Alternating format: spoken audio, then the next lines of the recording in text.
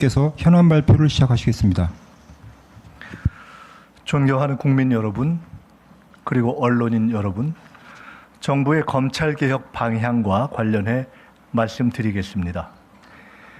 이재명 정부가 추진하는 검찰개혁의 기본 원칙은 수사와 기소의 분리입니다. 이는 검찰의 권한을 보다 합리적으로 재정립하고 국민의 기본권을 더욱 두텁게 보호하기 위한 개혁의 핵심 원칙입니다.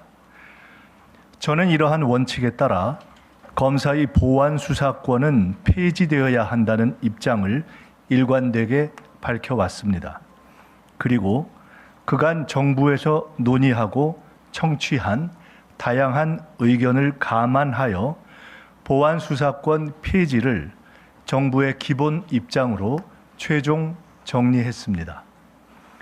이에 정부의 기본 입장을 당에 전달하고 이후에는 정부가 별도의 입법안을 제시하기보다는 국회의 논의와 결정을 존중하도록 하겠습니다. 구체적인 제도 설계와 입법은 국민의 대표 기관인 국회에서 충분한 논의와 수기를 거쳐 결정하는 것이 바람직하다고 판단했기 때문입니다. 국회에서 입법이 이루어지면 정부는 그 결정에 따라 필요한 후속 조치를 충실히 이행하도록 하겠습니다. 검찰개혁은 특정 기관이나 권한의 문제가 아니라 국민을 위한 사법제도를 만드는 과정입니다. 무엇보다 국민의 뜻과 국회의 논의를 존중하는 것이 중요하다고 생각합니다.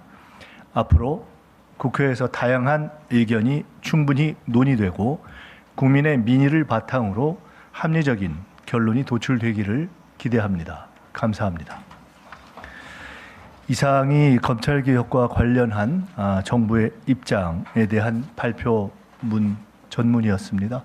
제가 이에 더해서 한 가지만 이해를 돕기 위해서 추가 설명을 아주 간단히 드리겠습니다.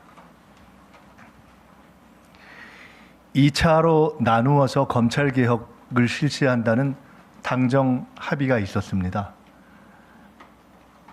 우상호 정무수석이 있을 때의 합의였습니다. 그 당정 합의에 따라서 지난 1차 개혁안은, 즉 1차 입법 예고안을 뜻하는 것입니다. 당과 협의했던 내용과 시기에 따라서 제출했습니다. 그 1차 입법 예고안을 제출한 내용도 시기도 당과의 협의를 거친 것이었습니다. 1차 개혁안의 처리 과정을 지켜보면서 2차 개혁안을 애초에 당정 합의보다도 시간을 당겨서 조속히 처리하는 것이 바람직하겠다는 판단이 들어서 5월 달에 처리하려고 했습니다.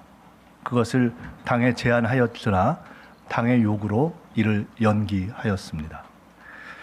이제 정부 내의 다양한 견해를 정리하되 국회의 자유로운 논의를 위해 별도의 정부안을 제출하지 않는 것이 더 효율적이고 바람직하겠다라고 판단한 것이 별도의 정부안을 제출하지 않는 이유입니다. 필요하다면 국회 논의 과정에서 그간 정부에서 청취한 여러 가지 의견들을 참고로 지원할 수는 있을 것이라고 판단됩니다. 감사합니다. 네, 이상으로 국무총리 현안 발표를 마치겠습니다. 감사합니다.